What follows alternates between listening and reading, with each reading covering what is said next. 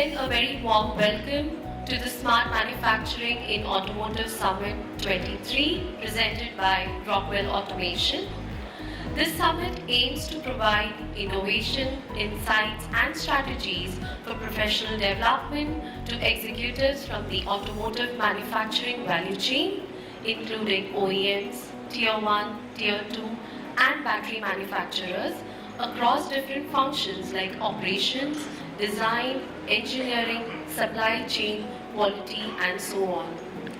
As the automotive industry continues to evolve rapidly, consumers desire the latest technology experience from vehicles with advanced, connected and smarter innovation.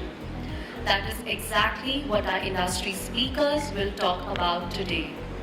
I would now like to welcome my colleague Niranjan Mudholkar, Editorial Director, ProMFGmedia, for his opening remarks. Over to you, Niranjan.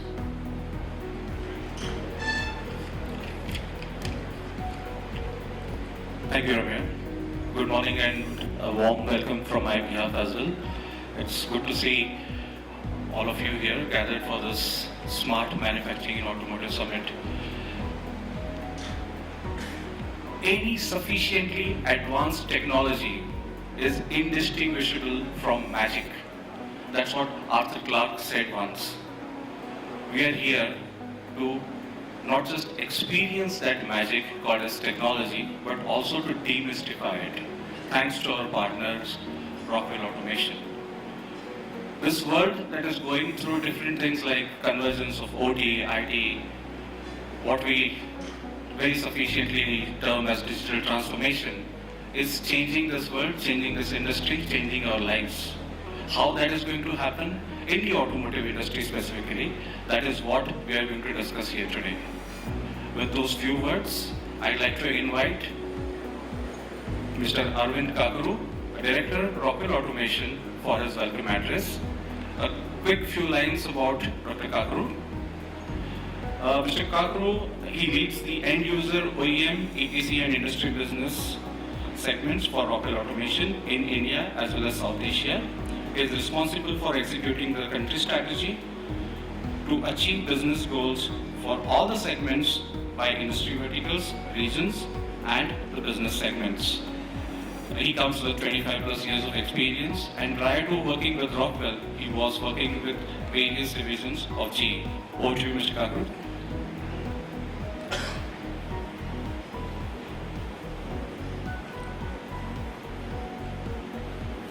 Thank you. Good morning and very warm welcome to all of you once again. We have chosen Pune as a city because it's one of the leading automotive manufacturing hubs in India. But from a slightly bigger perspective, manufacturing is a big thing for the country. I'll try to talk down, on the context a little bit. Our aspiration is to grow manufacturing, which has got a share of about 15% or so, right now to about 25%. That is what the Prime Minister has laid out. And there's a lot going on around various schemes around Make in India, production-linked incentives. A lot of them have gone into the new areas that are emerging in the automotive itself, which is EV and battery manufacturing and things like that. And at the same point of time, automotive itself as an industry is evolving so much over the past few years in India itself. Apart from just growth, which we're talking about, and trying to be more consumer friendly and getting to their choices and so on and so forth. A lot of things have also happened in terms of demand pivoting, which is like pandemic we saw demand going aggressively down. How do you kind of make that all relevant? New technologies have also been emerging quite a bit, just from the automotive space point of view. A lot of things going on, a lot of regulation also coming in. There are a lot of elements of sustainability also coming in, which is related to our overall goals, commitment on sustainability as a country. So, and automotive is a big part of the whole thing. So, a lot going on the automotive side as well. And how do we connect it to the smart manufacturing overall? So that is the theme of the discussion today. We have various panels, we have various speakers talking about some of these things today. And again, coming from a larger standpoint, automotive has been a traditional, I would say, leading industry in terms of adoption of digital technology. It's been in execution in automotive industry for more than 3 decades now. So a lot of industries still trying to catch up, and it's a relatively new phenomenon over there. But automotive has been a leading industry overall in that sense. And they have had a lot of experience of executing, implementing various technologies, looking at all of those solutions, also going through the life cycle of these technologies, knowing pros and cons as well, in terms of what should be done, what should not be done, and learning is a continuous process over there. Today we have designed and oriented some of those sessions around those. Digital is going to be much more accelerated going forward, coming again from the country aspirations. We did lose out as a country on the first 3 industrial revolutions, but we definitely can contribute on the 4th industrial revolution, coming from our own IT base, even adoption of some of those technologies, and a lot of presence of companies over these, startup being another ecosystem, that's part of that. So there's a lot going on, and 5G rollouts very recently that will again accelerate some of those manufacturing trends, and adoption of digital, especially around some of those remote manufacturing plants and so on. So we'll talk about some of these things today, and we have a lot of speakers talking by way of some of these panel discussion participations, as well as some speaker sessions we have directly, and we'll try to address some of those challenges, try to learn and benefit from interactions that we'll have with various people. We have end users, we have OEMs, we have technology providers, and we have people who are venturing into new spaces today as well. So I'm hoping we'll have an overall very engaging session, very interesting session, and hopefully everyone will make the most out of it. So look forward to talking to you all, and thank you once again for coming over here, taking time off your busy schedules today and making to this event today. So we'll kick off with the next session. Thank you very much again.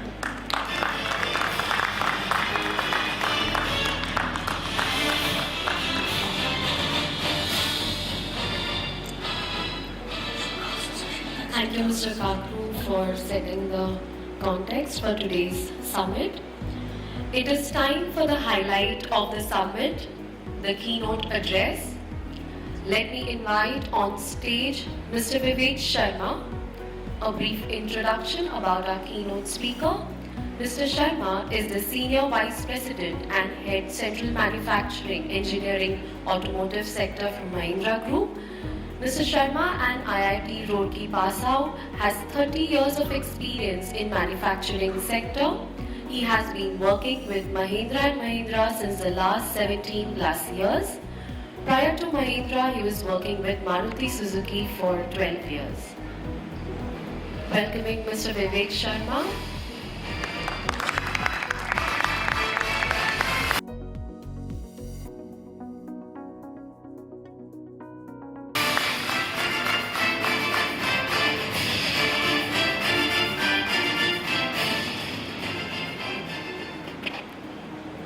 Very good morning to all of you, and I am really privileged to be the keynote speaker of this summit. And Arvind set a very beautiful context, he told what are the challenges today in front of us, and what is happening globally and what is happening in India. So I will sort of limit my talk to what we are facing at M&M and what we are doing at M&M. And I think it is more or less will give a picture about what is happening overall also. So if you look at the challenges which we have, facing for last, say, 4 or 5 years, the intensity has increased. For example, the biggest change which has happened is the product complexity. So product complexities have increased multifold. What kind of products you can see on the road today, the kind of products we used to have earlier are totally different. So if you see our latest XUV700, it is loaded with so many features and with so many technologies.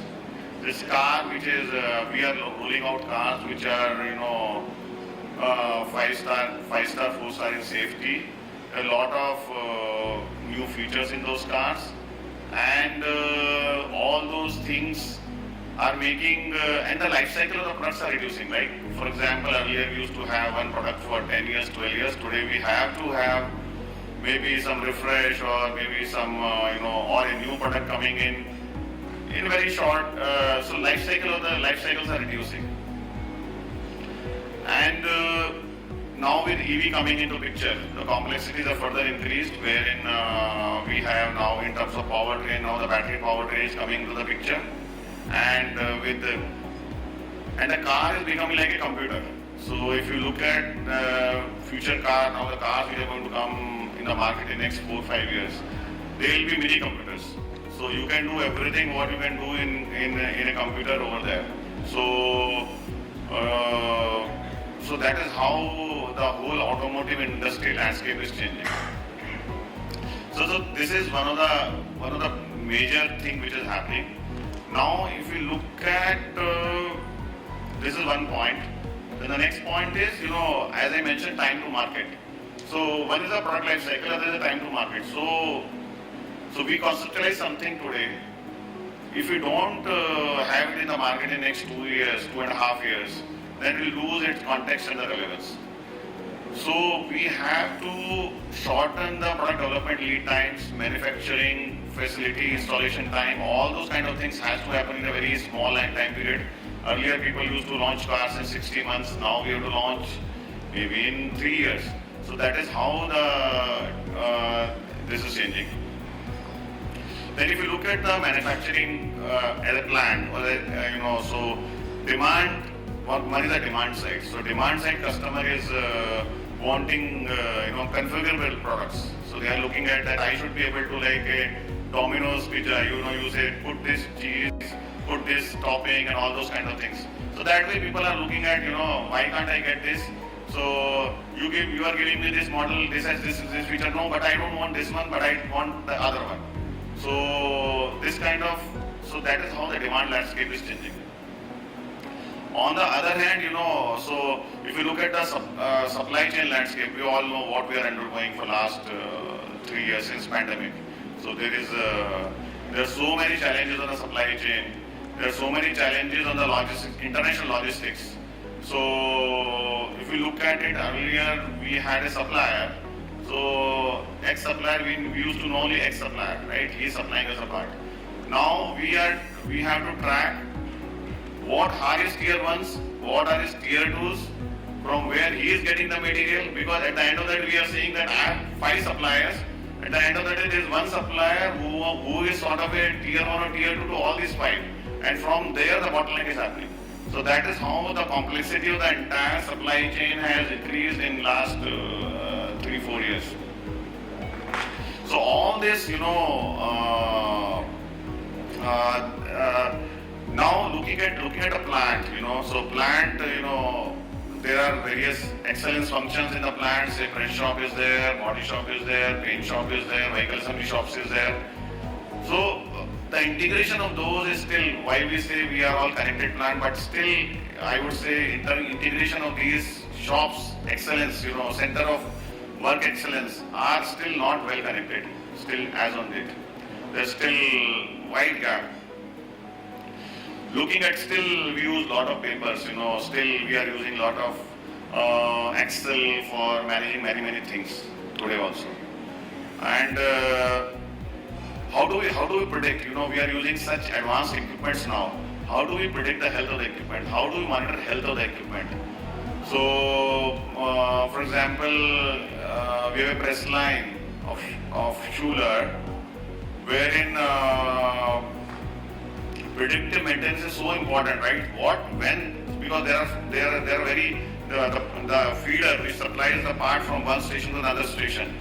So it is so critical if we don't monitor what is the vibration happening in that. So if we just keep on running and if we don't monitor those parameters, then one day it is going to break down, and lead time of replacement of those parts is like,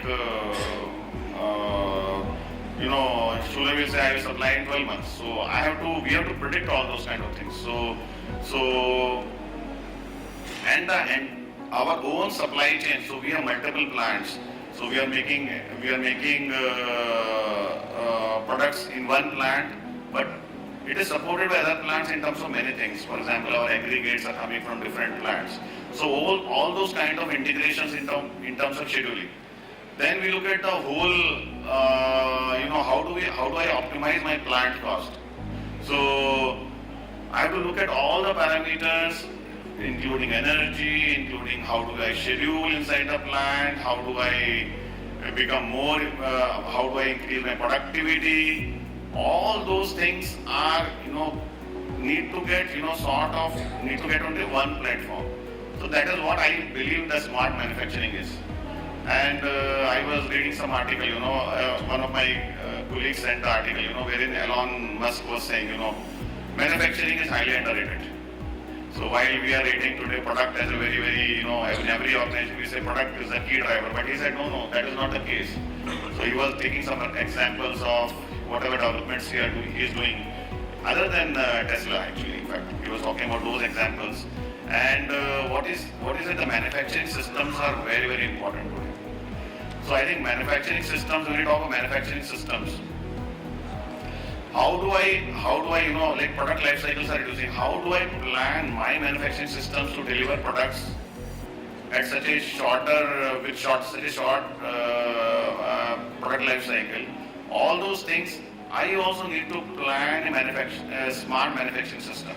So what we are doing in Mahindra is that what we are looking at, that we have gone completely virtual in terms of our product manufacturing engineering. So like the area which I lead gets involved into product development starting from when we do studio.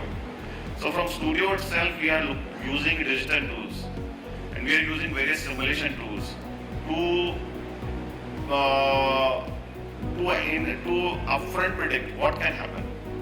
So all those kind of things, then we are designing our plant layouts, we are designing our complete shop layouts, we are designing complete, even the complete simultaneous engineering, virtual manufacturing factory we are creating. So by this, what we are able to predict, we are able to predict efficiencies, what kind of problems can happen, what kind of logistics issues can happen. All those kind of things we are using virtual tools today. So how it is helping us? So what we are realizing that it is helping us in reducing the trauma which happens later on. The trauma can happen two ways, that when we have things physically on the floor, then the trauma can happen, or after doing everything, when we want to achieve volumes and all, the trauma can happen. So these kind of things we have completely now linked to all virtual kind of tools, and we are using those to design and predict what we are going to enter into. Other part is our whatever I talk about the shop floor management. So what we have done right now is that we have developed our own suite, basically that is called Rona in Mahindra, wherein we are developing starting from say for example so many people are coming inside a plant.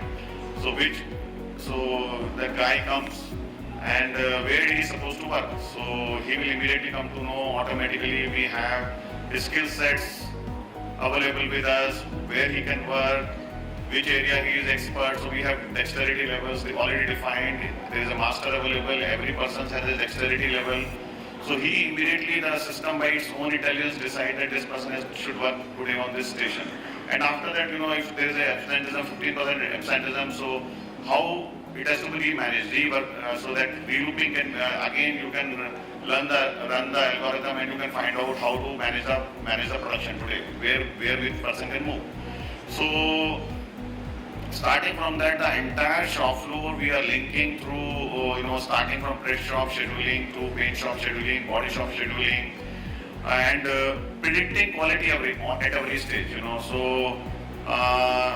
So we are doing small experiments. For example, if we say press shop, we are trying to look at skin quality through some artificial intelligence tools. We are looking at body shop, also similar way, checking the quality in line, and then predicting what kind of issues come in paint shop. So we are trying to look at skin quality in paint shop through there's one experiment going on artificial intelligence where we can find out what's our paint quality, and we can predict all the parameters which we need to adjust in our paint shop in the upstream. So this is sort of upstream, downstream, both sides of communication we are trying to do. So all these experiments are, what I'm saying is, all these things we are doing, but all these things are still, I would say, in piecemeal. So similarly in vehicle assembly shop, now our latest products like Scorpio and XUV700, the entire manufacturing supply chain we have integrated through Drona. So we know where, what is happening, what is the quality, the whole quality of the car. Suppose when we send a car to the customer, so we will have complete track record of its powertrain in terms of this engine was made when, on which date, including the stations, what kind of torques were delivered, what kind of buy-off was done, what were the issues in that engine, if there was anything which was resolved later on, the complete history of that vehicle at each and every aggregate level is available with us. So this kind of things is good for us if we face any issue in the field, and all this is happening today. But I would say that still it is, we have to get into predictive mode. Like for example, we talk of maintenance. Today, how we can predict? Still, we are in a very nascent stage in terms of how we can predict the health of the equipment.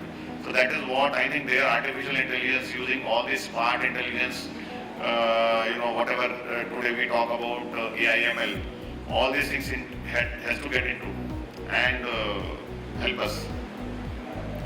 So another part which we are doing on the shop floor is about how do we train our people through these artificial AR/VR tools. So we have created some modules where we don't, like for example, sealer application. If I have to train a person to apply sealer, I cannot train him on the car. So my car is wasted, my sealant is wasted. So similarly, welding operation. So if I want to train a person to weld on the car, CO2 welding on the car, then I have to spend money, right? I have to. So all those things we have developed, virtual training module where person actually feels what he is doing. So he gets a feel. It is not something moving in the air. So we have created this kind of virtual training rooms where he can get the exact feel. So he can train himself on that. He or she can train himself on that and can directly work on the shop floor. So these kind of things we are trying to do. Another thing which we are trying to do, similarly painting also. So painting also we are doing this. While typically painting now we have all gone robotics, but still some level of sealer application and all is done manually. So there we are training people. So that's another thing which I think is very important. And then about robotics.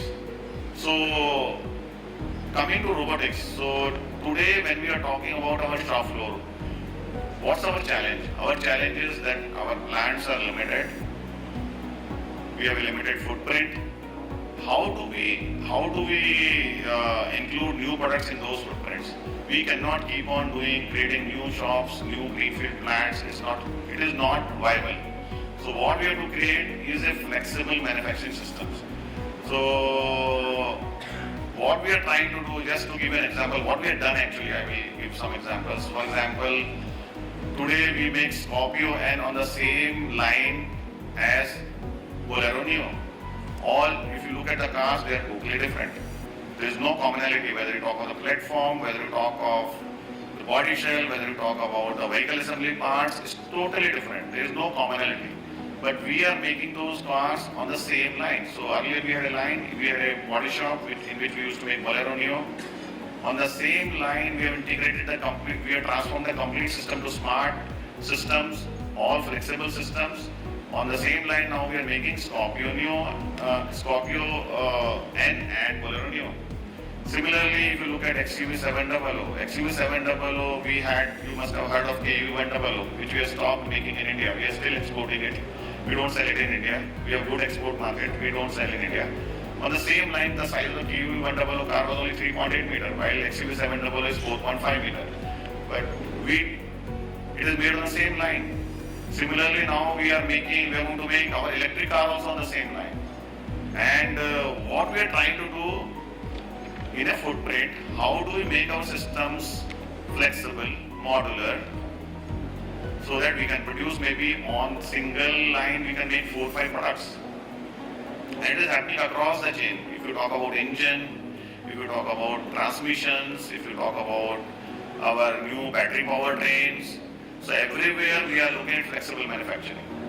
And then when the flexible manufacturing comes, the role of robotics also comes in, because it's very difficult for us to train an operator, when this car comes, what you have to do, when this car comes, what you have to do. So it is all there, wherein the robotics come into picture. So where you integrate the complete, you use robotics, and you simply program the robot. So robot easily does what you want to do.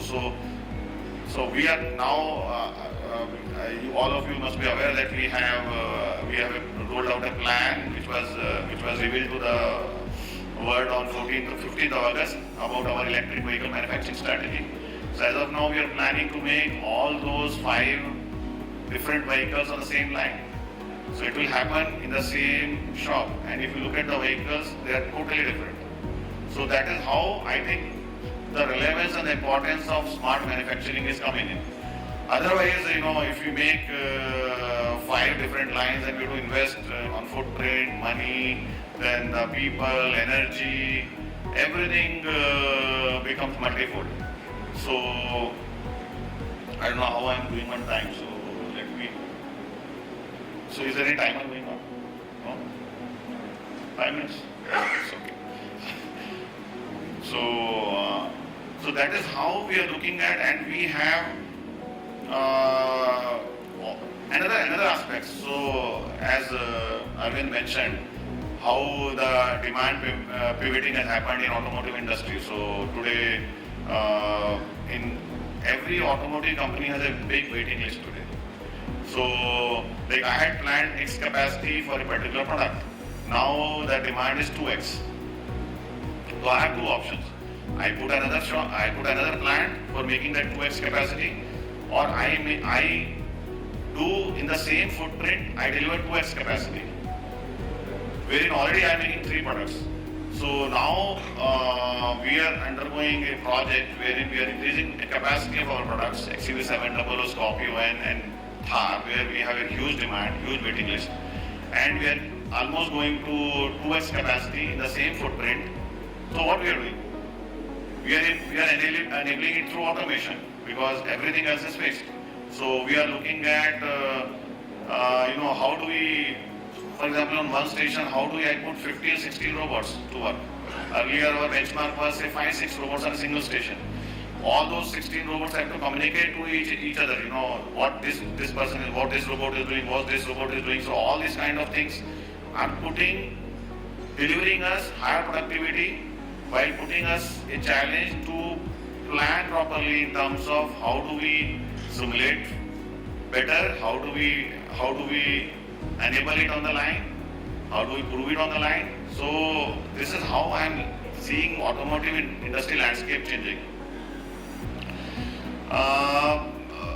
Another point which is there is about vehicle assembly shops, from where you deliver the final quality.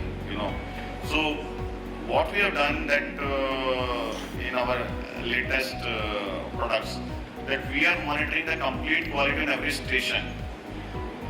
So what happens is that if in a subsequent stage, if something is identified as an issue, so there is an immediate backward communication so there is a complete logic made in terms of how do we communicate backward immediately so it can be supplier, it can be our own internal manufacturing system. The whole backward forward communication happens to resolve the issues, and to for example, if we want to get a performance of a supplier. So earlier all this was in Excel. Today we are able to get performance of the supplier through digital systems. So how this particular part is performing, how many issues we faced on this part in terms of say assembly or any kind of quality in say 1 year, and where it happened, when it happened. So all those kind of analytics today we are working on. But I won't say that we are in a very matured stage. All this we have done, and we are trying to learn, we are trying to improve. Another thing we are trying to do is on the line that on the vehicle assembly line, so many operators are working. So we are trying to predict that what kind of defect can get created today on the vehicle assembly shop. So this is based on the people deployment, based on what kind of variants we are going to make today, and it will. So we have. So it is basically big data analytics on which we are working on. So we are collecting the data on that basis. We are trying to use AIML tools to do some sort of prediction, but it is very early days over there. So this is what in brief I wanted to share with you, and this is how we are working at M&M, and I think this is what is happening globally also. Whatever our understanding of the global landscape of automotive, this is what is happening today. So that's all from my side. Thank you so much.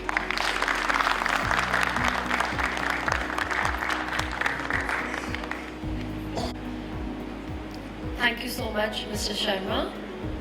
So we would like to, before you leave, we would like to felicitate you. So requesting Mr. Arvind Kakru to kindly come up on the dais.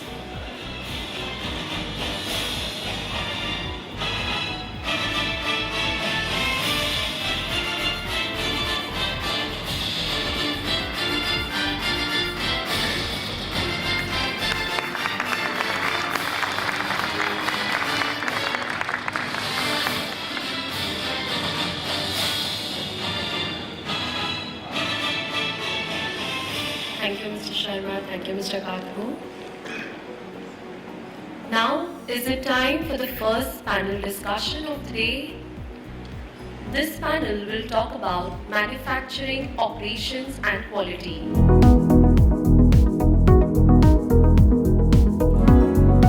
At the cell level, you particularly talk about a particular manufacturing line and expand all of your processes with automation and digital, and finally make it like a connected enterprise, for more complex plant-wide manufacturing operations, and also multi-locations, because you want to actually see how performance is happening across, multiple units, etc. And most of the manufacturers today have diversified operations across the country. There are a lot of, I think, elements that come in because of that itself. Overall, from a benefit point of view, I would say production, quality, these are very critical. We talked about OEE, there's a reduction of scrap rate, for example, that is critical. Your product going out of spec, that is critical.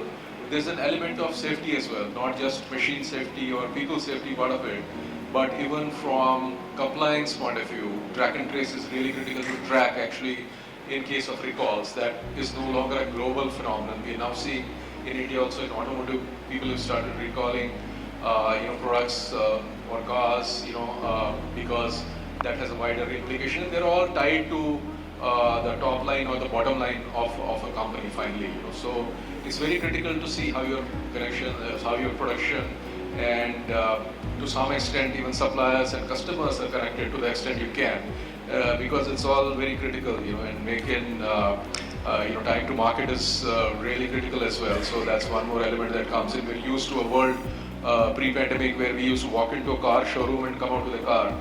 Now it's become, as a consumer, we really want to know, how much time will it take, and it's months and pretty longish at quarters, I would say, from that. So all of these things become very critical. Your systems cannot manage the stress to that great an extent. It's like the creativity and the business priority, that possibly mandates where you should focus on. Yeah, well said, Arvind. I'll slightly shift gears because you spoke about the complexity and supply chain issues, and Umakant asked one question during his opening remarks. Raise your hand if you're from supply chain, and no hand was raised from the audience. So he should ask the question, how many of you faced issues because of supply chain constraints, and all hands would have gone up. So Umakant, as a supply chain professional, how do you adopt new practices to have resilient supply chain? It is so important because of the complexities about the automotive sector we heard about. Sure, and resilience is a buzz as well. I mean, it's a consistent new thing which is coming, and the way we look at it, personally, me, it's not just about cost. Like, okay, I want to move from supplier A to supplier B, and I'm avoiding some cost. It's more of that visibility, agility, and partnership which I was talking about, and how fast I can move up in the overall chain to support the manufacturing process, what Mr. Ashwin was also talking about. The challenge what in the last 2-3 years, I mean, everybody was knowing that from a supply chain standpoint, what are the weak links? Every manufacturer used to have that understanding, but most of the time it was going through the relationships, because all of us were out, we have the right connects, you can even shoot a mail or you can escalate, things will happen, but it has changed in the last 2.5 years. Now, that is where the change is again into three folds for ourselves when we are looking at de-risk the high risk. That's the first thing what we are focusing on when we are looking at resiliency. We have, wherever we have high dependency, we have challenges, move or split the risk into the real and agile process. Then you come to the next one, which is the visibility side of it, which is again connecting to manufacturing, but you also have a complete connectivity. And I want to just pause over there in terms of ERP. If anybody is from a ERP-based company, pardon me, but what I want to share here is that completely changing an ERP system from a diverse organization where more mergers and acquisitions are coming in, it's not possible. That's where this partnership, which you were also talking about, Mr. Arvind, is essential. That's where we are putting more and more efforts to build the middle layer, which is really helping us to transform, to push the data in as well as get the data back. Data is not a problem, we have that as an availability. But we use it for the right areas and not overdoing things. And then finally you don't know what to do with this entire set of data. So resilience, making sure that the overall supply chain is agile for our manufacturing to react. That's what is our focus, to simplify, so that we don't have the last question which you asked, that how many of you had challenges with supply chain? Yeah, it should be less. Yeah, thanks for this elaborate answer. Umakant, as a vehicle manufacturer, Vivek, I'll come to you about, Mr. Sharma also mentioned about agility or flexibility in manufacturing. And one of the most complex sectors in manufacturing is automotive, because of customer demand fluctuating because of several reasons, and then customization needs of new edge customers, regulations, technology changes, fuel mix. I mean, there are so many complexities. So how do you actually ensure the smooth functioning of operations, considering all these changes happening, which are ever evolving? Again, I will begin with the supply chain in the overall value chain, if you ask me, because the bigger challenge that we have at this point of time is unpredictability of the material of various different variants of the products, which are either in the pipeline or planned to be produced.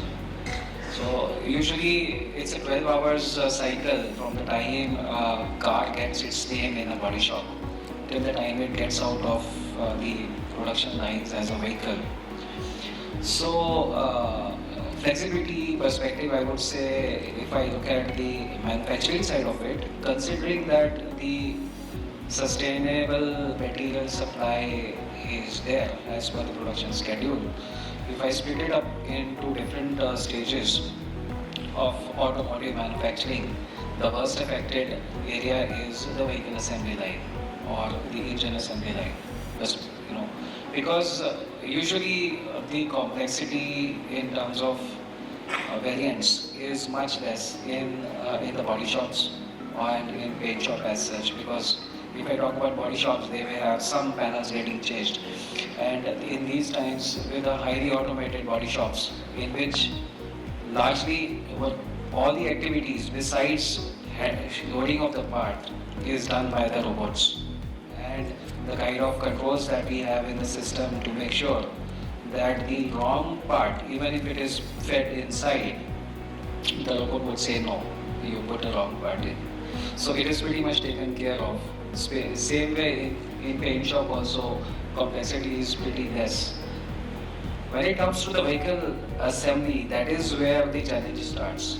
In the sense that you just yesterday you were in our DCF2 shop. It's one of the state-of-the-art shop which we have put. But you would have found that largely the operations were being done manually. It's a global limitation. There are handful of processes where you can do the automation. Now the flexibility challenges are maximum over here because the kind of expectations which are driving different variants to be produced on the line, and think about an operator which has to make decisions of about 55 to 60 different kind of vehicles. So that is where the technology part comes in. So how we try to address that is we have digitalized the work instruction, and it's a pilot project actually set up where you went yesterday, wherein when the vehicle gets scanned, when it gets loaded onto the vehicle assembly line, we have a screen which tells us which process is to be followed. As such, the incoming part through the kitting process and the pick to light ensures that for this particular car, only these parts have to be installed.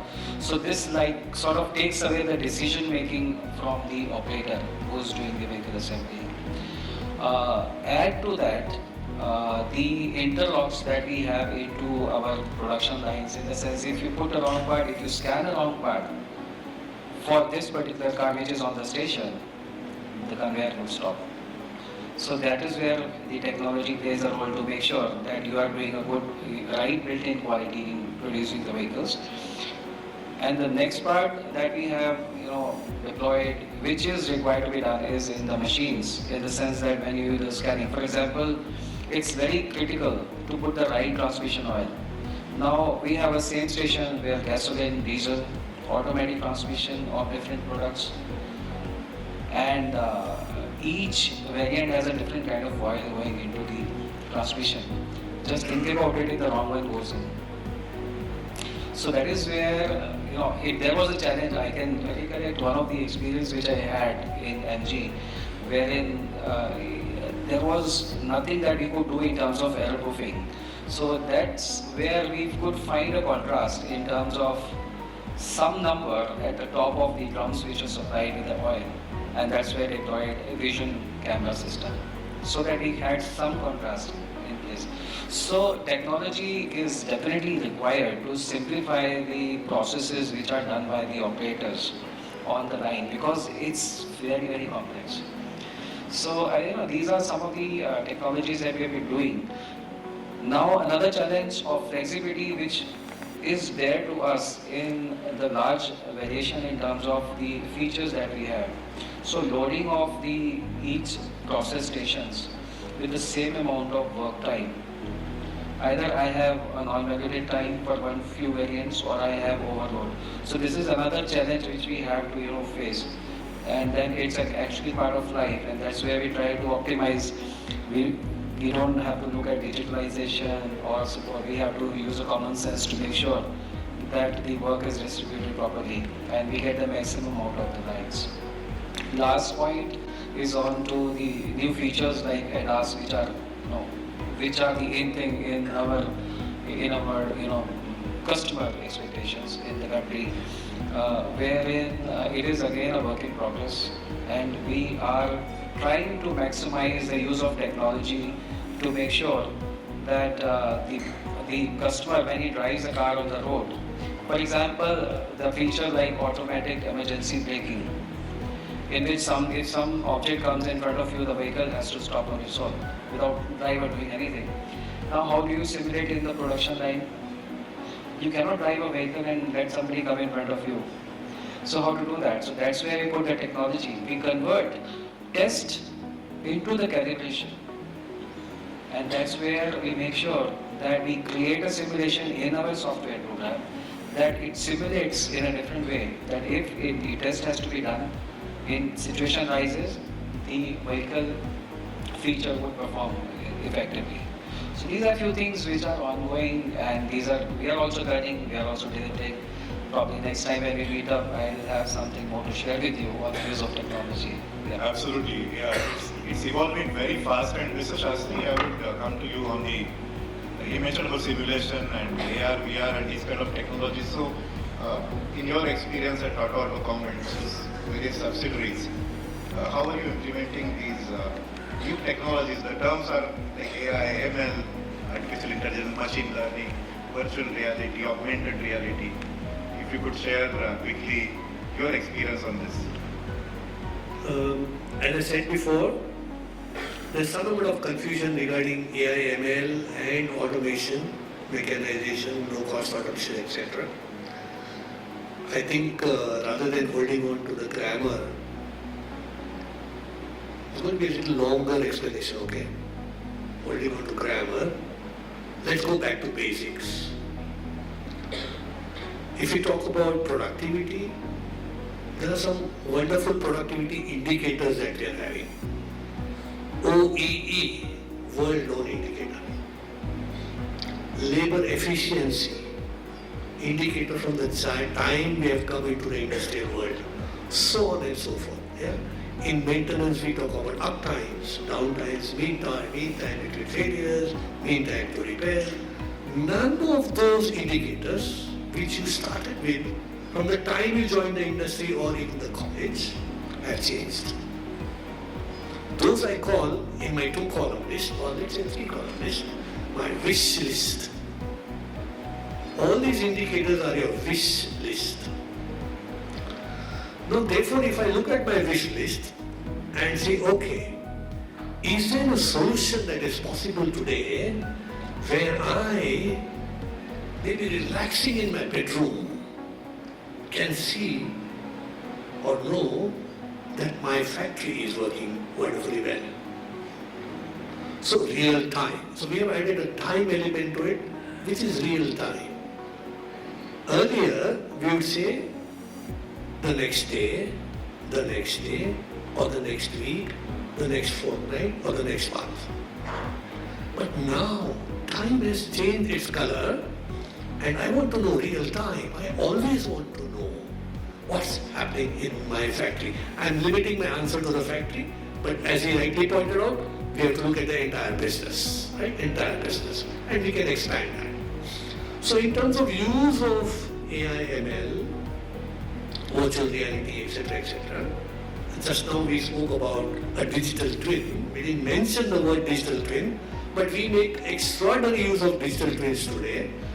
And we talked about training also via a digital twin concept. We can innovate a little. Digital twin is one area which all of us in bigger organizations want to adopt. Do the smaller organizations need it? My answer is yes. Because if I am the owner, I always want to know in advance whether something is going to happen, number one. This is what is called the trauma mentality. But more so, what is there in my mind, I want to transfer it to the area where the impact is going to be. Right?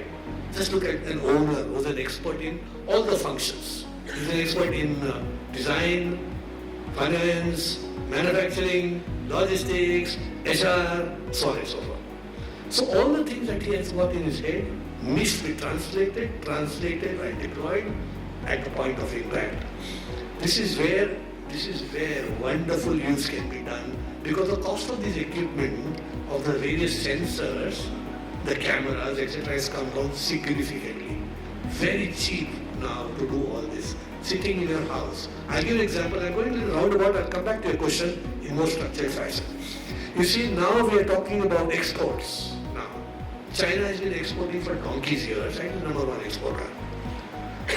If someone, let's say one of my friends from a foreign country, wants to give me an order, when he's sitting or lying in his bed, he wants to know, oh my God, Ashwin Shastri and company, are they manufacturing properly? Will they supply in time? Whatever they supply, is it of the right quality? Are they going to be cost competitive because it has to be sustainable? I can't develop new suppliers every now and then. It has to be a win-win, so on and so forth, other thoughts that my friend somewhere abroad will be having. You now have eyes. I hope you're aware of this. You have eyes installed in your factory. You can see, he can see, she can see. Anytime they want, they can see what is happening to the manufacturing of that product, the handling of that product, the shipping of that product. They can see, they can measure, they can even intervene if required. So the intervening ability also has come, mind you. So we are really talking about internet communication of things. Instead of IoT, it is ICT as a first step. Are you understanding what I'm saying? ICT as a first step. So this is the step where there is a strong interface between the sensors and the human being, because it is ICT.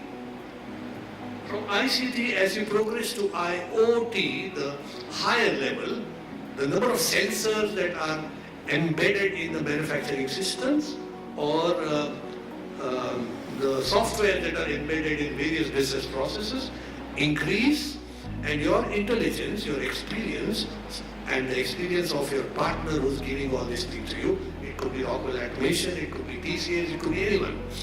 They start becoming more and more important because they have seen the world. So your needs and their experience together are knit very well into a first level of system. So where do you apply? How do you apply? I will say apply it wherever the pain point is. But remember one thing, the answer lies in the user and not in the software or the hardware. The software and the hardware can be configured to try and solve your problems or address your wish list.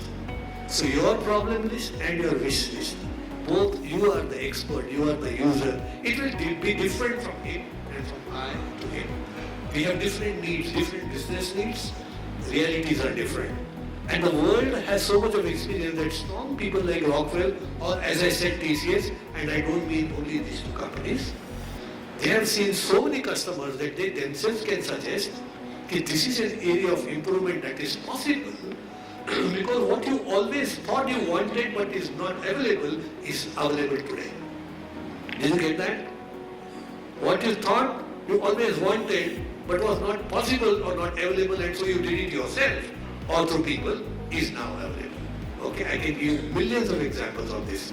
Have I answered your question? You have very well articulated. In fact, the answer lies within. It's a spiritual answer actually, in a way. And You're right. you always said about the future is now. And I was speaking with Srivatsa from Cyberready, who will be presenting after the tea break. Their tagline says the future of automation is here now, here and now. I would love to Umesh quickly. Sorry. Just to give a simple example, yes, it will only take 30 seconds. If you wear a Fitbit, it will tell you the temperature, the pressure, the altitude, etc. Why do you want it? You're running in your society only. Think about what you want, okay? Yeah, Umesh, your quick views on that. And then I'll come to Vinod for his views on the topic of his interest.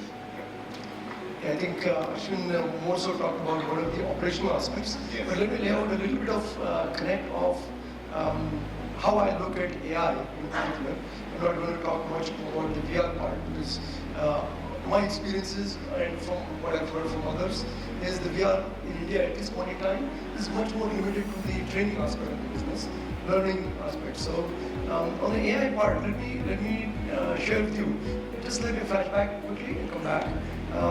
Traditionally, I think as a young engineer in the industry, I was on the floor doing a lot of activities and answering questions about production, okay? And then there were practices such as TGR, TGW, things gone right, things gone wrong, root cause analysis and all those good things. And then somebody would stand up, the big boss would stand up, the production head would stand up and say that, did you try this? Did you know about this? Because that was completely coming from an intrinsic knowledge of experience. Now, AI, what it is doing differently is capturing all these elements in a very systematic, orderly, and repeatable or pattern finding format. I think that is an element that we are finding much use in our operations to be able to respond right based on what were the actions taken when things went wrong. That is one aspect of the learning that is coming out to the fore. I'll bring a little bit of different aspect of a business aspect. We all work in competitive space. All our customers want 3% reductions every 3 years and whatnot. We experience that, and that is the reality of business. Now, when all of us come out with our VAV ideas, in order to implement VAV, typically what happens in business is, at least the businesses I've run in the past, is the pricing methodology or the costing methodology is largely product family based. And then you do a little bit of tweaks here and there to come up with your total cost structure to be able to make a quotation. Now, when somebody comes and gives you a target, I want this part from 30% less. The whole system is challenged. When you supply is the natural first response. Now then we move on to so that kaise ho kare. The kaise kare part today with this new found strength of data is where the crux is. Now the kaise kare goes to the point where AI enables us to get to not the OEE as a macro concept, but we are getting to the asset level OEE. Can we take a part of the process, hardening process, differently? Can we do that? If we do that, this is a repercussion on the cost structure of the product.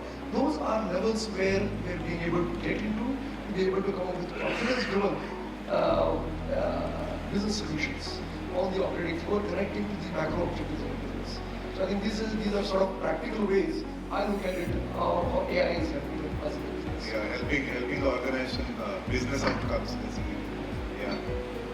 As the manufacturing operations below are getting connected, interconnected, there is a growing risk of cybersecurity. So as a CIO from a very major tier 1 supplier to the automotive value chain, what's your view on how to manage cyber risks? You mean overall or using the technology? Using technology. Yeah. So I think that is a very key point. You can get dime a dozen sensors which are IoT enabled, as Ashwina said, IoT, Internet of Things. And the traditional mindset, unfortunately, when we try to pick a solution, which I'm sure you would have also seen that, is and also going to supply chain, not trying to demonize them. There is a reason why they think like that, is the L1 mentality, which is the lowest cost. Lowest cost, if you also add the aspect of the security and also other part which is less talked about is TCO. If you try to see from that perspective, then the best product is the one which gives you the best security. If you are trying to put an IoT solution which is a wireless device which is trying to, whether you are trying to do pre-dispatch inspection using visual inspection. So you need a camera which is put in, which is wireless and it is doing things on its own. And if you have the cheapest one, and there's a classical example that we have heard in Las Vegas. There is a casino which is very highly secure, and the owner is an enthusiast of fish pond. So he has a big aquarium in his office, and he decides to put an automatic feeder to the fish, which is the cheapest, and it is wirelessly connected. The hackers hack it and enter the network and do whatever they want. And this is a casino. So the best solution that you want to do if you want to secure is not the cheapest one. And definitely whatever you want to try when you are trying to do the design of experiment, value stream mapping using the IoT, please involve your IT people early on, not at the last moment, because otherwise it will be a stopper. They have all the right to say thamba, stop, because it doesn't marry with the with the principles and the policies they have put in place. On top of that, a lot of tier 1 auto component manufacturers like us have to be TSEC certified, and one of the aspects, as he was saying, we can also intervene. The OEM has all the right to ask this question, ask for the data, ask for the artifacts, and if they feel that my data is not getting protected, my product is not getting protected, I think that's where they can also stop. So that's a risk to the business. Thank you, Vinod. I'll come to Arvind for his closing remarks and summarization of, as a major solution, globally leading solution provider, automation solution provider, how do you integrate all these requirements from a complexity viewpoint of flexibility, AI, ML and automation, data connectivity, cybersecurity? So if you could quickly tell us about the integrated approach of Rockwell Automation. Very complex because they could be in a way very different disparate systems which may not have connection at all. But I think the common link is now, if you say traditionally we used to have IT and OT operating as different silos, and still to a very large extent, yes, this still is the case. But over the past few years, we've seen a lot of IT OT integration happening, which is actually overall arching theme, for connecting all of these systems.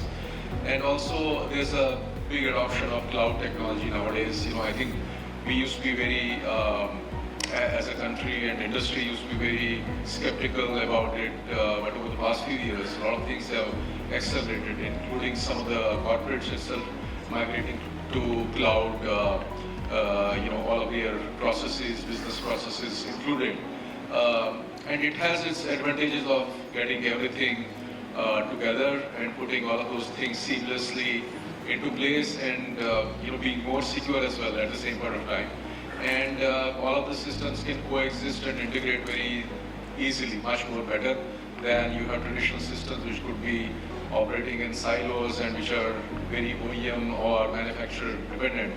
But there's a lot of flexibility that comes with cloud manufacturing as well. And of course, we have to bring in the element of security, cyber security as well, which is going to be very critical. So I think, that is, in my view, possibly the more suited approach, but for everyone, their own choice, depending upon the complexity of operations, the scale of operations, and the automation or the digital adoption at that particular time. Very well answered. I know that you would have a lot of questions, but due to paucity of time, we won't be able to answer it now. But there is ample time for networking. You can get in touch with the speakers during the tea break, which will happen immediately after this, and also over lunch at the networking time. There are a lot of displays around, so you please go and have a look at them. And now it's time for me to thank all the panelists for a wonderful interaction. It was a privilege for me. I now invite Komal staff from Rockwell Automation to felicitate the speakers. First, Mr. Vinod Khode. So before we break out for the tea break, requesting the panel speakers who are there on the dais, we would like to announce the early bird registration prizes. Since we had announced a lucky draw, so we picked the lucky 6 winners for the early bird.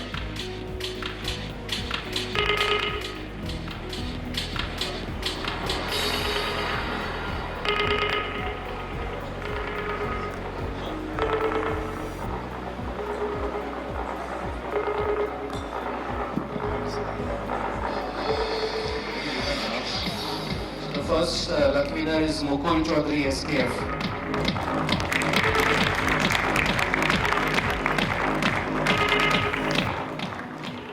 Jagita.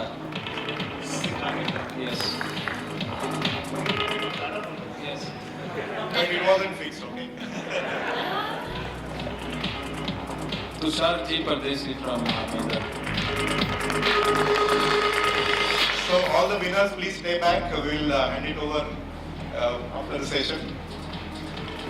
Shekhar Tak from Faurecia.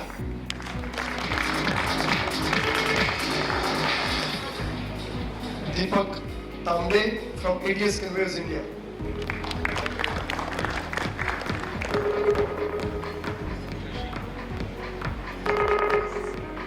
Shashikant Hirimath from Housing.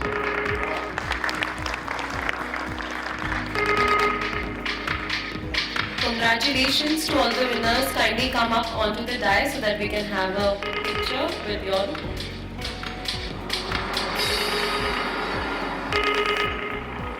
And your prizes will be emailed to you.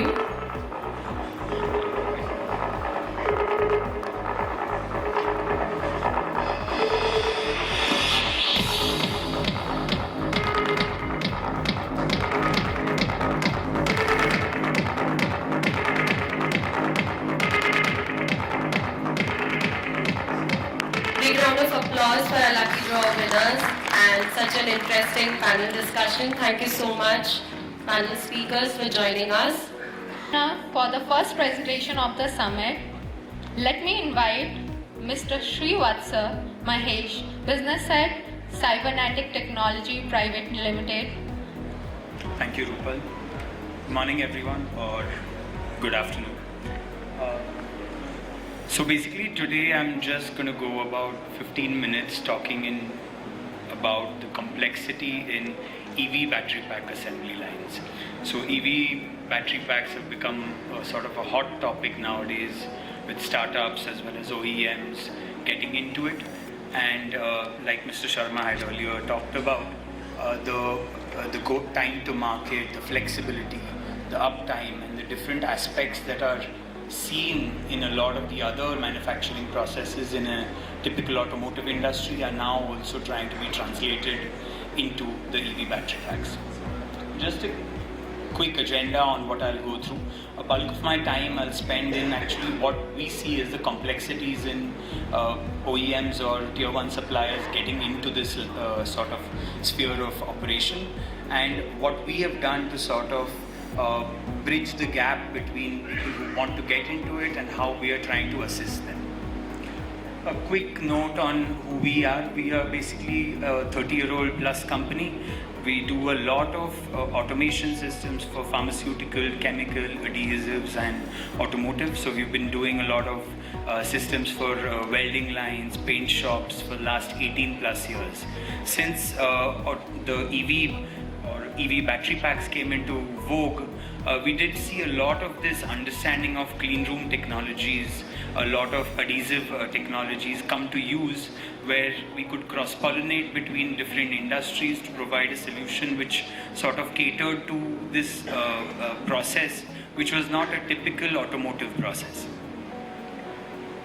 So other than the typical top 4 points what you see, which are seen normally in any other process, where you talk about complete track and trace, you talk about high-speed operations with minimal downtime, you talk about high volumes of data logging on every process step, you talk about the ability to handle multiple SKUs.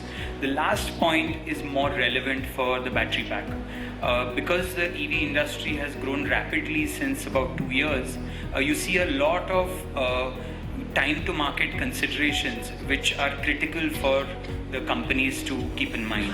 So you want to go to market soon, but then technology is new, nascent and evolving. So how do you do that? So what we've seen a lot in the projects we've done with some marquee customers in India, be it OEM, two-wheelers and tier 1 suppliers, and what we did also on our own as sort of a new product development is to sort of go with a scalable POC type model which can be ramped up rapidly. So instead of talking in a typical way where you want to go with, say, I don't know, 6,000 cells per minute or per hour manufacturing, you can actually talk in terms of a smaller line which can be scaled up. So you can also test your product, get the required approvals, and then get into a manufacturing ramp-up mode. Now another point though, what is very important, which I would like to touch upon and spend more time, is the awareness aspect, both in terms of the process considerations as well as in terms of the technology considerations when you're building a battery pack line. There are some known knowns which are coming from, say, the product development teams, from the R&D teams, who may be sitting here in Germany, in UK, and they are actually designing how your battery pack would be. But there is a whole set of known unknowns and unknown unknowns, which are sort of then a lot of the projects teams which are based in manufacturing plants, be it here, Pantnagar or Haridwar, who need to then handle how the product development can be translated into a good sort of manufacturing process which is stable and can be repeatable. Keeping aside the supply chain constraints, assuming all your supply chain issues are resolved in terms of quality of raw material, quality of the stamped bus bar parts, the quality of the cells, what's important is to speak of what are the other things you need to factor in. So the known knowns come in terms of what are the cells that you're using, 21700, 16800, 18650, or what is the what is basically the cell level testing you're looking at, OCVIR or ACIR. Are you looking at a Hioki machine or a Saffion machine to actually do this testing? What is actually the bonding mechanism you're using to build this module? Are you planning to use adhesives? What is the curing time of those adhesives? What is actually your, how are you actually fastening your bus bars to actually the cells? Are you using laser? Are you using resistance welding? How are you actually testing all the welding that you've done? How are you actually connecting the BMSs to the entire battery pack? How are you actually activating these BMSs? And then finally, how are you testing your final battery packs in terms of leak testing, end-of-line testing? What are your customer expectations in terms of your charging, discharging cycles? So these are all typically your known knowns which your product development team is telling you. Now, but there's a huge set of unknowns which do not get translated, because finally your product development team is building one battery pack a week. You are expected to build 10x that, or I don't know, 500x that. So the whole set of unknowns come again from a cell level onwards. So if you're talking about tracking and traceability, you want to read every barcode at a speed of 6,000 cells per hour, roughly 0.25 seconds per cell. Can vision systems actually handle that? Is your line, when your project team comes up and says, okay, let's put one vision system or a barcode reader, can your system actually handle reading a rotating cell at that speed? Or do you need to then have multiple? Do you need to look at the communication protocol that you're using? Is it Ethernet IP, or you're using something faster to communicate with your PLC, with your SCADA? Is your SCADA system as well as your SQL database strong enough, robust enough to actually track all this data without any data loss? It becomes important. Then once you actually start assembling the line, assembling the battery packs and start welding, people at an R&D level will be just doing maybe one weld every minute. But finally, when you ramp up, you need to factor in the laser welding time, the laser head positioning times, the line balance that is affected thereof, and your overall productivity and ROIs that come from installing that line, or ROC as was earlier mentioned.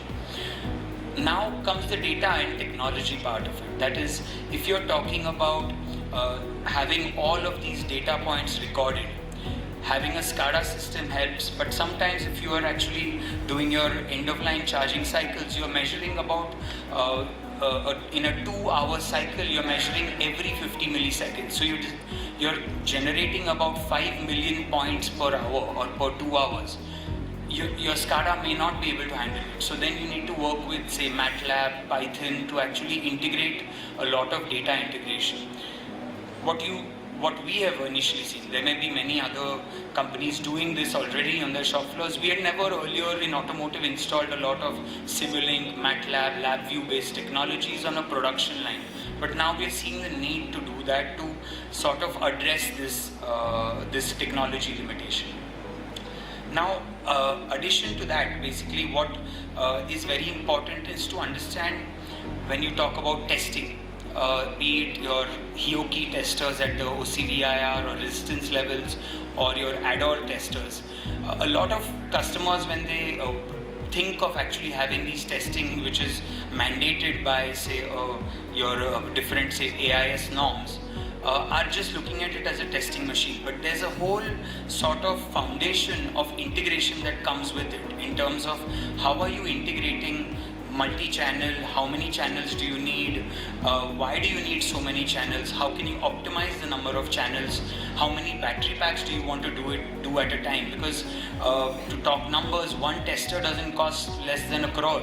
So do you want to just go overly conservative, or do you want to optimize? And that's where where we are trying to sort of play a role. We are, as an integrator, are not in sort of bringing smart manufacturing to your plants. That initiative is taken by y'all. We are just helping enable it. Now, that being said, what we try to do is, because we first worked with few clients 2-3 years ago on this typical project basis. The customer comes with an RFQ, we develop a quote, work with that, and then you see a lot of issues.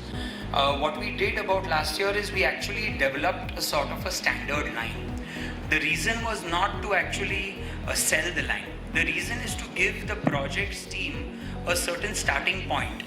Because if you are working every time on a blank slate, that is, I need X, Y, Z, but I don't know how it is, then your project gets delayed quite a bit, your time to market also gets affected. But having a basic schematic in your mind in terms of what would be the capex, what would be the length, width, what are the process steps, if I have 2x process steps, how does it plan out, that actually really helped in your you as a project team or a production team or a manufacturing excellence team to figure out that this is what I need, and then bring in just the tweaks to actually optimize it for your performance. So the line that we developed was to sort of say that, okay, you can do 6,000 battery packs per hour, in order to sort of factor in flexibility and mitigate your risks, because you don't want to dive in 100% here without having sort of a mitigation strategy. Use only robots so they can be cross-deployed if you have any issues in the future. Using a lot of sort of standard protocols, Ethernet IP and standard controllers like what we use with Rockwell, so you don't have any sort of risks that anything that goes wrong can never be used again. Obviously there will be those odd cases, but you try to minimize those risks as much as possible. So that is sort of what we have tried to do in terms of to bring smartness, I won't say, but more convenience to enabling your smart manufacturing. And then the last thing is also, once these projects do become successful, get to ramp up stage, it's important to see how they can integrate into your MES to actually have a much better control both on how you're actually manufacturing and how you're tracking your entire performance and of your entire system. So broadly, that's I'll keep it short. I don't know whether I went over or not, but that's what I wanted to touch upon. I'd be available for any discussions or questions you might have later on. Thank you. Now, it's time for a second panel discussion of the day.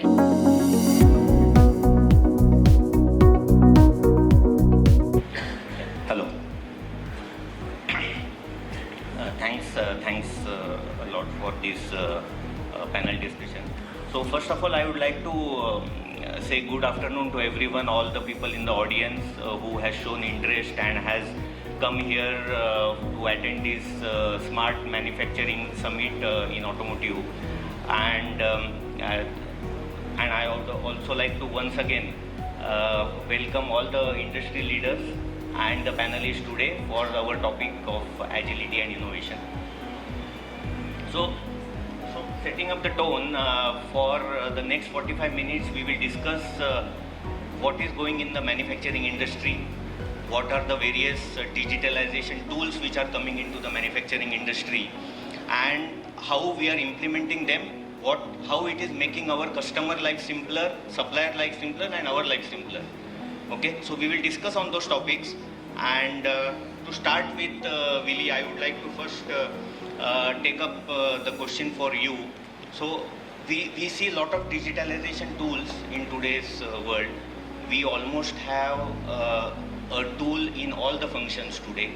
Let it be the HR role, or let it be even the expense claim. So we have all the digitalization tools let it be inventory, let it be manufacturing plants everywhere. So how the digitalization tools are helping us to make our life simpler and to deliver what is required to the customer.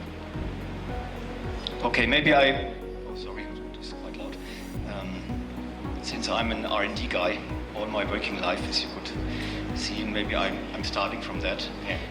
And we have heard a very important comment this morning already. Means that from now on we have sensors. Yeah. We can look inside. We get more information. We get it immediately in real time. And this is significant. And it's even more because day by day, software is improving in a way that the existing hardware, like the camera, will make better pictures, improved pictures, so we can see more without replacing the sensor. Yes. This is important. I will come on that later on. And it means starting from R&D until even more end of life, sustainability is one word we will use. We will see on that later on. Means we will have much faster loops. So we are designing something. We finally get immediately get the result via simulation. And we bring it in. We can automate that even. In R&D we're calling that knowledge-based engineering. So we use software which is automating all the engineering process. Then also very important, we create one single source of truth. Means a digital master of the product. And this is running through all the factory, through production, and even later we have a look when the part is in use at the car after final lifetime, that we can get it back in a controlled way. So we have all this information, we have all these digital twins, and so we can accelerate all the preparation for production, all the product design, and that will be really significant. Yeah. Yes, Willie, you well said, because we also in Faurecia are facing this challenge, and we are demanded by our customer to improve our quality and the quality of cameras. The depth of camera is making a lot of sense today. So I just give one example. We were manufacturing the analog cameras, and now in 1 year we were told to shift to the digital cameras because of the quality of the cameras, and the feedback what the digital camera gives is what is there. So Raju, coming to the same topic, what are your views on this topic?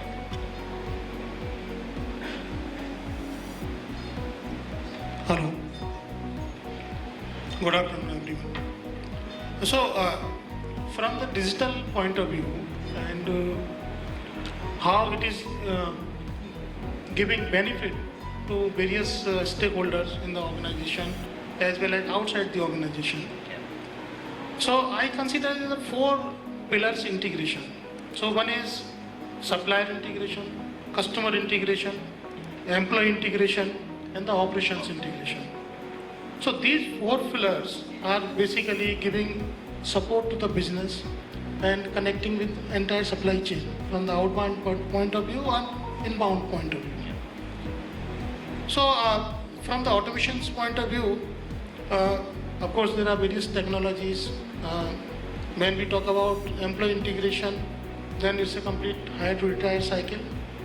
So when we call complete visibility from recruitment management, onboarding, performance management, goal management, and offloading also, suppose, and the retirement of the people.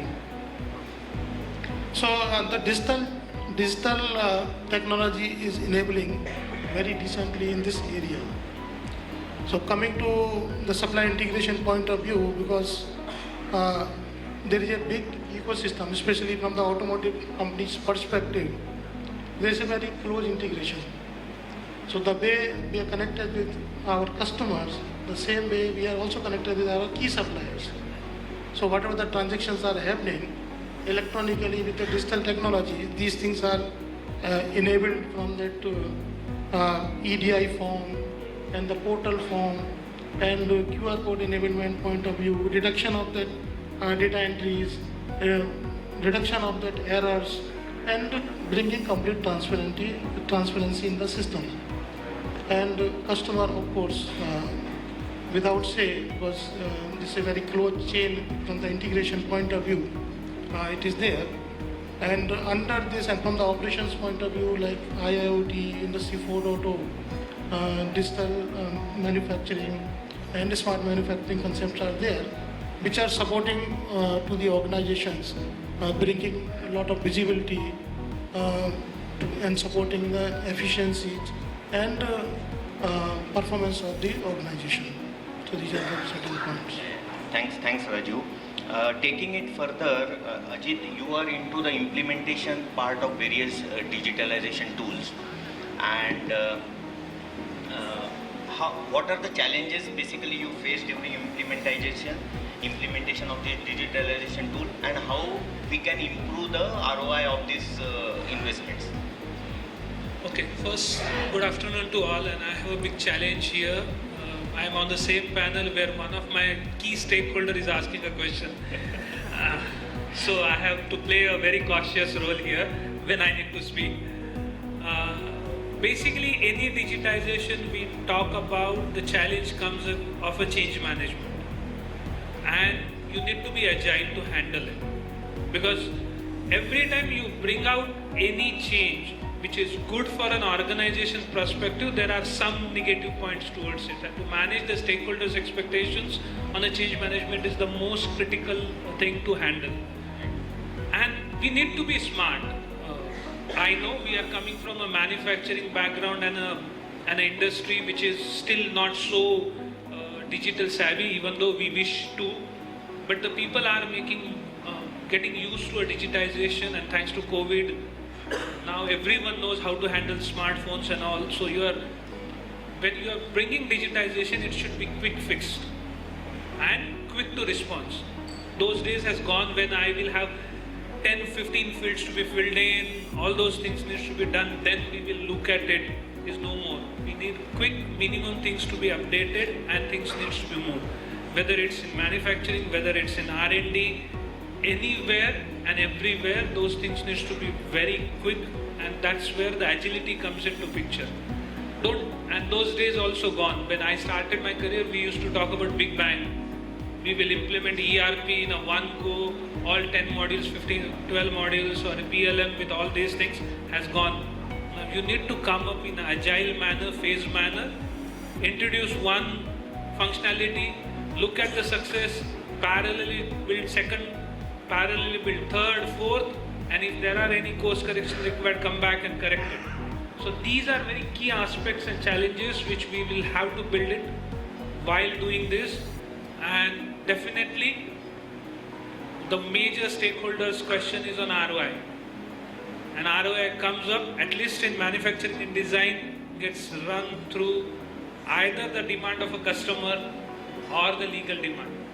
So if any digitization we want to try to do it, if we are addressing these two, definitely as an IT we get the sponsorship. Otherwise lot of questions comes up. Yeah, thanks Ajit. And bringing some of my experience on this change management, because when we define the scope in the digitalization world, we will say, for example, we start the program 1 year before, but till the implementation you see a lot of changes because the technology is changing very fast. There are a lot of expectations coming from customer, and we face this issue. So the change management is important. Communication with the customer on the change management is important. Giving a revised scope quotation to the customer is important, because that will improve your ROI.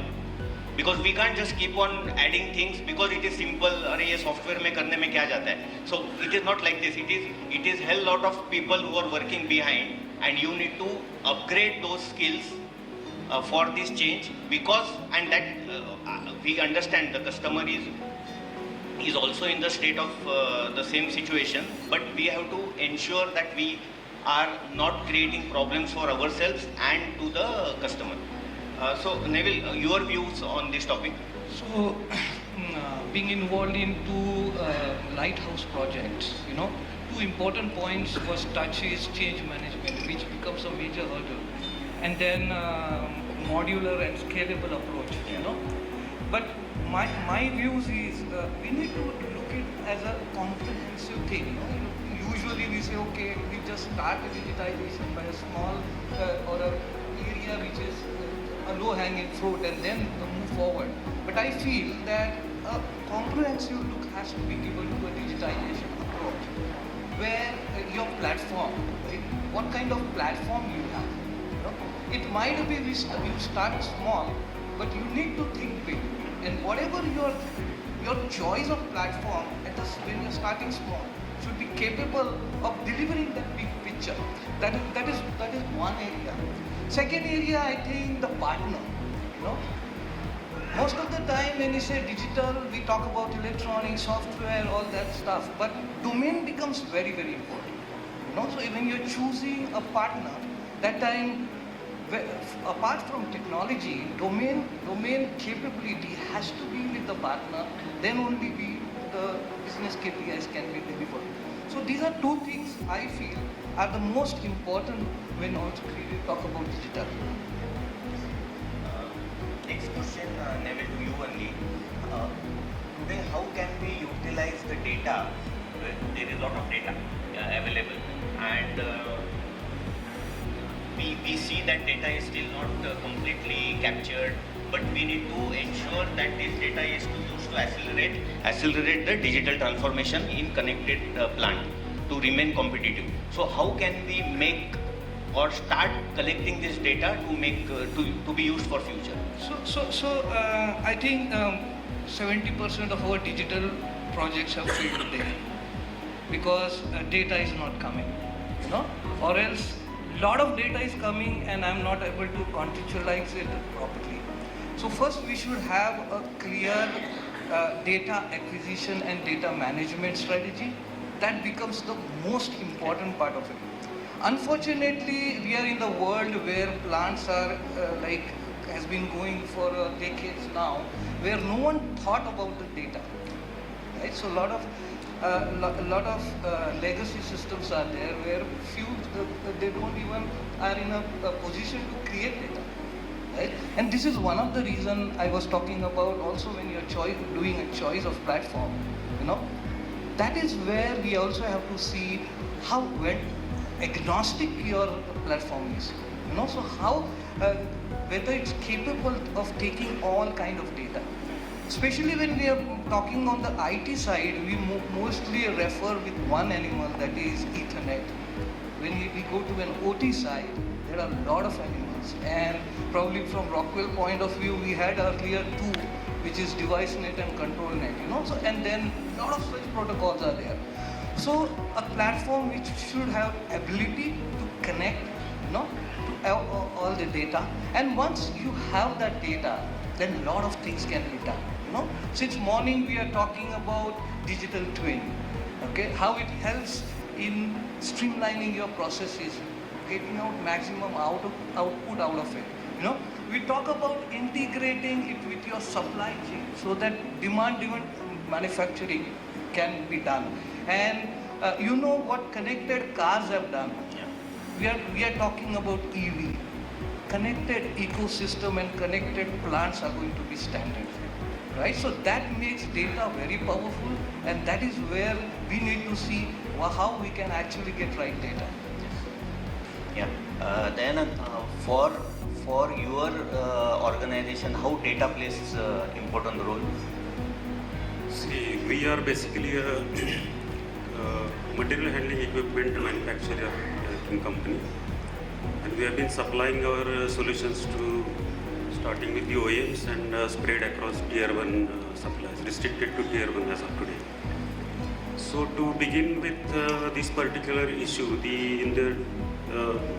I think almost all of you must have heard the details explained by Mr. Vivek Sharma, followed by the eminent panelist. We are part of it, we have put our hands into it. Today it is a need. It's not your choice, it is a need-based investments. The reason being, as today the days have gone when you see the greenfield type of investments are being done by the automotive companies. There are two reasons. One is the already built capacities are not being used fully. And at the same time, there is a product mix due to various reasons, primarily driven by the customer choices, that you need to have a mixed batch productions on the lines which are available with you.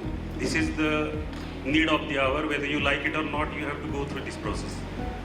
All the parameters, the few of the OEM colleagues, I saw them, they will agree with me, are not necessarily driven by the customer choices, but those are the basic specifications related to safety of the equipment.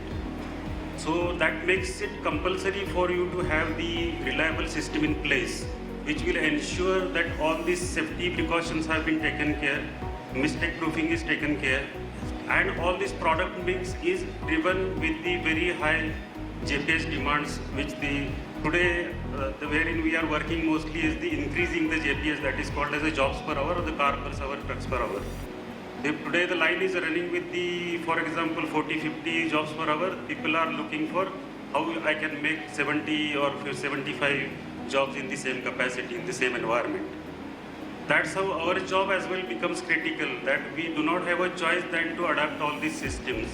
The whatever systems we supply with the help of Rockwell or other competitor companies, we have to utilize all the traceability, maintainability features. Unless and until those are in place, unless and until basics are in place, you are going to fail. You can't blame the suppliers or you can't blame the OEMs unless these basic things are in place. I will start with the very basic thing, that wiring of the system has to be perfect and world class. Otherwise, most of the breakdowns wherein few of my colleagues will agree, because of the very small mistake which are making in the installation, as coming part of our culture, sorry for this remark, that is happening. I will ask you a very simple question. How many of you are checking your vital parameters, physical parameters in the simple language, what we call as a pathology reports once a year or 6 months a year? Can you raise the hand? How many of you are doing that? So out of 100, only 3 are doing that. So you see in our culture itself, we do not have that predictive maintenance thinking. Unless and until you have it for your own body, how are you thinking about your machines? So people talk of predictive maintenance, this, that, check the vibration, check the sound, and then figure out the failure of the bearing. But in our own case, we are completely ignoring the fact that we are not, only 3 people raise their hands, I don't know why. And today you see everywhere there are advertisements that in 500 rupees you check your 500 parameters. But still you people are not going for that. This is the cultural change is very much important. We need to work on basics. Whatever we are discussing here, the artificial intelligence and many different aspects, definitely those are true, but this is just a beginning, I will say. This is the tip of iceberg, lot of technology is going to come. Personally, I also even do not know what is going to come after 10 years. But the simple example is the human being was having a tail in the earlier days, now we do not have a tail. The reason is simple, it is not being used. Same should not happen with our brains, this is my thinking. So we did not rely completely on the artificial intelligence. We should use our brain as Mr. Shastri explained in morning session. And whatever decision we take to collect the data, you need to invest in that, invest not in the sense of only a financial investment, invest in the terms of your intellect you need to invest, your time you need to invest. To identify which data I need to collect, which automation it is compulsory for me, is it adding complexity into my operations or it is giving me the required ROI, all these things we need to keep in mind. Rather, after invest, then we need to innovate. Innovation means whatever data is coming on its own, we need not just go beyond that. We need to identify the areas which data is not coming on its own. How can I attract to that? And this way, the data can be collected and utilized. That's what I feel. In an affordable manner, country like India cannot have the frills and fancies for collecting the data and spending huge money on digitalization. I feel we need to work on the basics. So thanks Dayanand for this.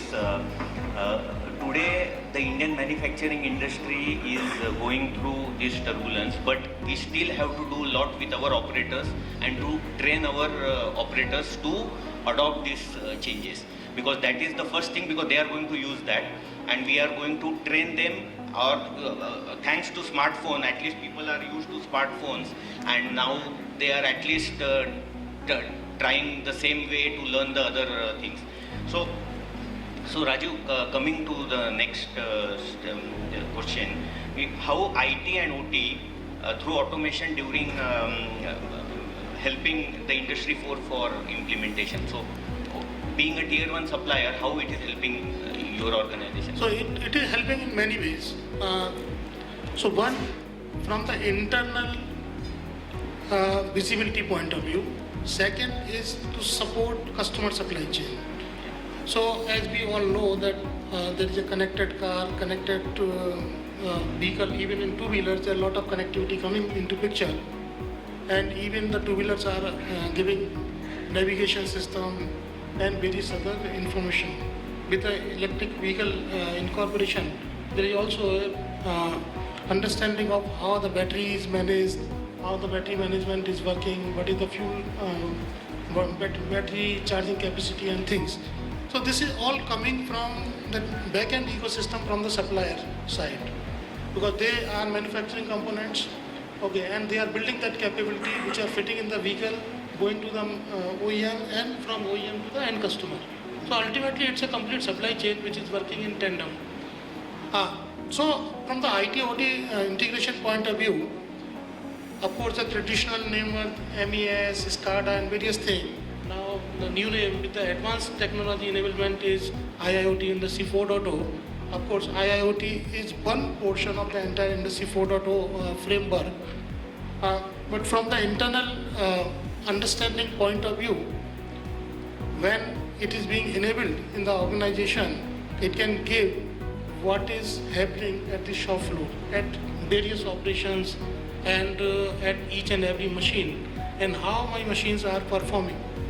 So in any business, very important part is how you are utilizing your asset, in what efficiency level. So which is basically supporting the top line and bottom line in the entire chain. So digital and IT/OT integration is supporting in a good way in this direction.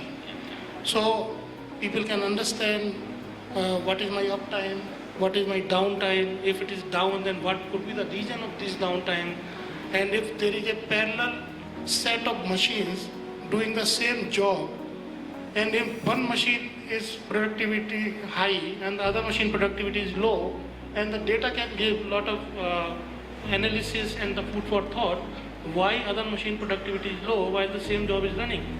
So these are the things which are coming as a benefit from the digital and IT/OT integration point of view, and OE is very known and common terminology.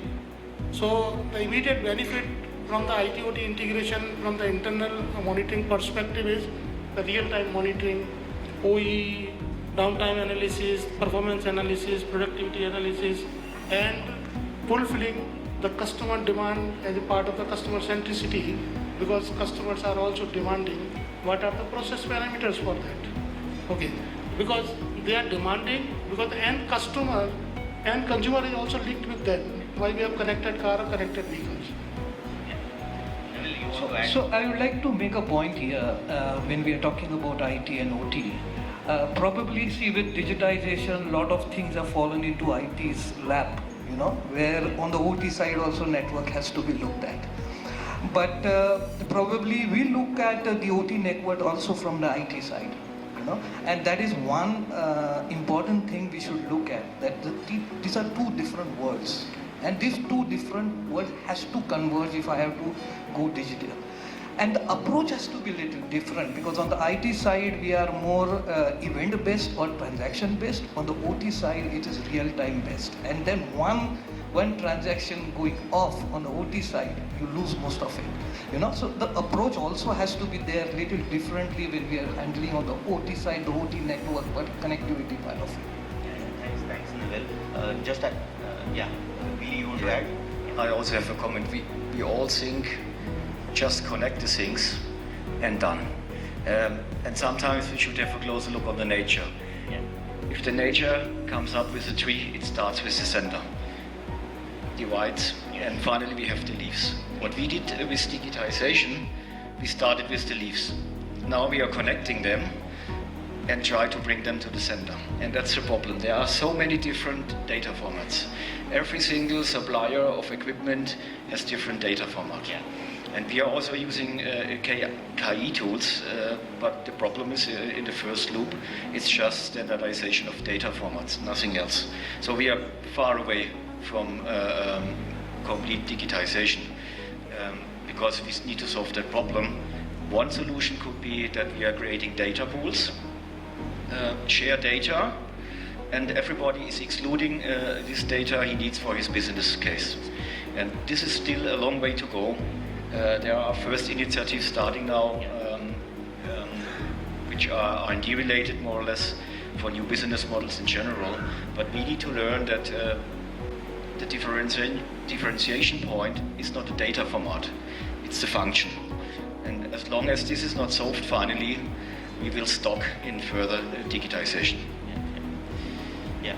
So, Ajit, coming back to you, in this transformation journey, what we are doing in the manufacturing industry, how is the right partner helping us to develop this transformation? Okay. Most of us feel that we are unique, and all of us has that so-called ego of a manufacturing, that everything is fair, but we are different. This is where partner comes and play a very, very important role.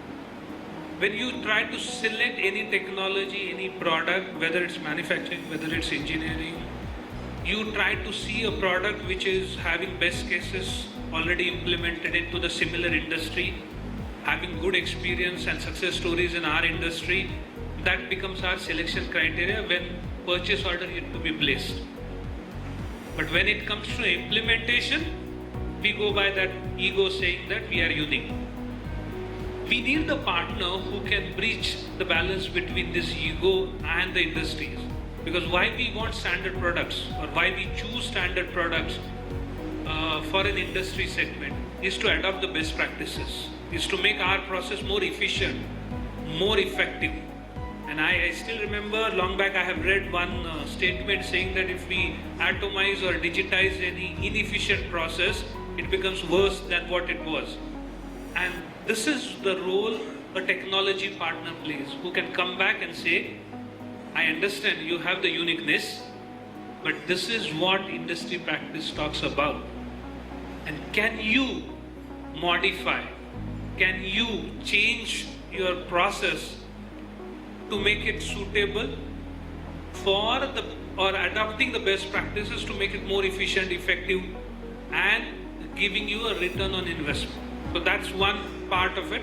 And we in IT terms always says that can we use more of an out-of-box solution than making it very specific to organization, because later on maintainability becomes critical and modularity becomes questionable. Second part also is a critical when the technology partner plays, is that commonly across the industry is that when we try to run a digitization project, we try to take best subject matter expert within organization to spend their time so that our process becomes efficient. And these are all dreams which are talked very good in the conference room, but when it comes to a reality on a project, those subject matter experts spend 10-20% time. The organization is bigger, then they delegate somebody who can come on the board for them. This is where again a technology partner can play a critical role. They know this is worldwide phenomenon, it's not just in India.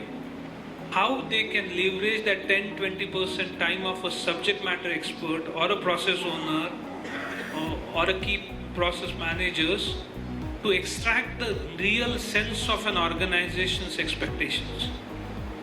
So, if the partner has relevant experience, partner has relevant domain expertise, then only a tool can be effective. Otherwise, you have the tool, and I still remember in a morning session the comment was made that we have the smartwatches and we make so many parameters measure, but are those really required? this is exactly the part of a role technology partner needs to play. That do we need all the data points, or we need exact brief needs and those getting converted, measures and utilized. Otherwise, it becomes a question on ROI also, that business asks, you have done so many sensors, you have done so many data points, what we are using. So all these comes from technology partner as a lightning post, which will keep on showing us the direction. That's my view. Yeah, thanks Ajit. Neville, taking this question to you, as a technology partner provider, how the suppliers or the customers are integrating Rockwell automation into this kind of so whether the outlook has changed now in this digitalization age, or you still face the same old problems? So I'm seeing it little change in bits and pieces, but still our approach is whether to go, whether to not go, and morning someone says how we can go with the L1 part of it, you know, and that actually pulls you down from the decision making perspective. So yes, but I think the way I'm seeing the whole thing going, by the way, I believe that India is well poised. We might be late entrant on the industry, but it's good because then our change management problem will be little lesser than the Western world, you know. And the second part is the young population, you know. So young population, tech savvy population, and you know our average is very, very high. So I'm seeing that yes, there is a big change. I'm also seeing from customer side, when they are making these cross-functional teams, a lot of young people who are involved in the cross-function. I think these are very welcoming things what I see. So yes, to an extent, yes, I'm seeing a big change. Okay, thanks. Willie, now changing the focus to product development, because we have talked a lot on the manufacturing front, integration of various machines and all those things. Do we see that change of connecting all your lessons learned from manufacturing into product development? Is digitalization really helping in product development? Yes, of course. Yeah. And let's just use the V model of development, because then we can have a closer look on every single aspect. In former times, when we started to develop a product, we got a specification. Yeah. And then we started to design a product. We are now working on a software which can predict if the end customer would like the product or not. So we are not waiting for the specification of the customer saying the actuator of a seat adjuster has to be here. Yeah. We can predict it would be more feasible to do it here. And customer would like it much more. Then we can bring in this proposal, and before we start any design work, we already knew better than others, because we are using KI to simulate human behavior and attitude. This is helping in the first step. Second, of course, is very important. We have more and more software-driven products. So differentiators are also software.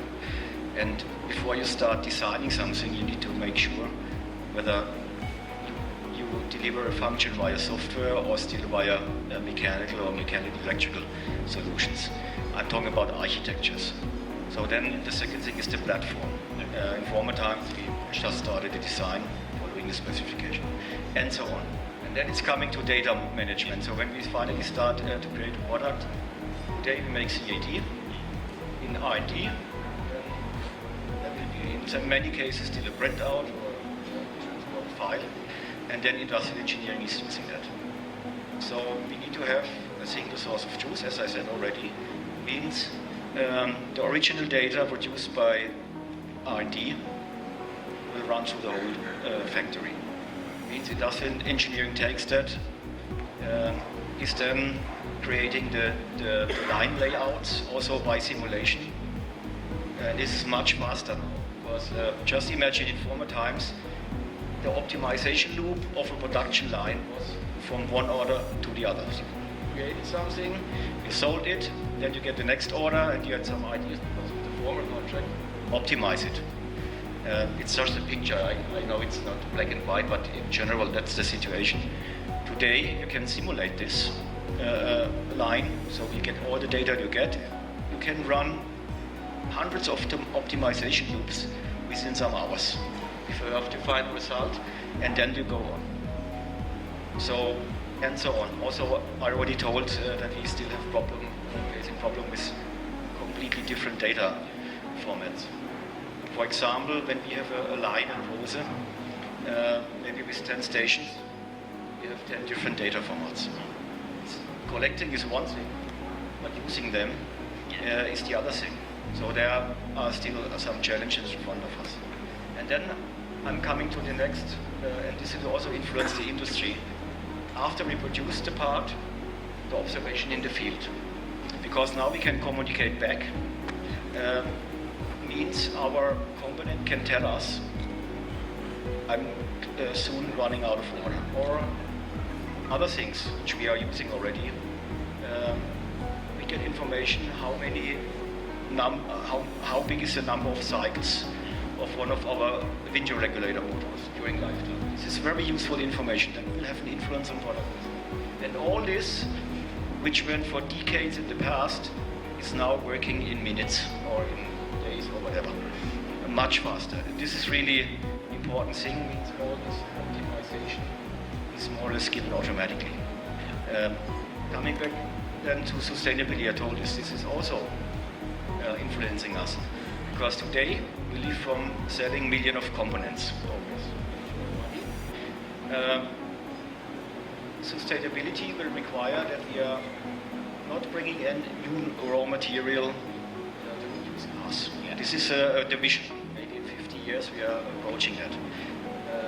But what would it mean for us? We would not sell products anymore, but number of cycles. Completely different business case. And there digitization is required. No way out to calculate or to count cycles any other way. You need to know them, you need to store them in the ECUs, and then you deliver it back before you can get your money. So it's really the whole chain, and also the learnings from this high-speed optimization in industrial engineering can give feedback already before we create any prototype. We can feedback that in the design and have a much better design for manufacturing. Sandeep, if you... Yeah. I just wanted to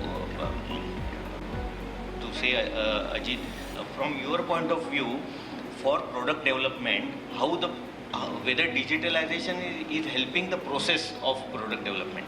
Yeah, that's what I wanted to add to what he said. We need to also work on KB or knowledge-based engineering part of it, building the software controls or soft controls into our engineering, also doing automation in terms of the process part of it. Because a lot of our learnings are coming from the field or a customer complaint or even our manufacturing trials has to get converted into a knowledge-based checks and balances and some type of process automations so that when we are doing designs move faster. Parametric designing is very common concept nowadays when you do a lot of things based on your field data, your past data, building those parametrics so that the drawings and designs makes faster and the software controls bring back. And all these actually can result into your own product innovation or a product modification, which you may introduce as your unique proposition to a customer. So like we manufacture seats, interiors and even the infotainment tools.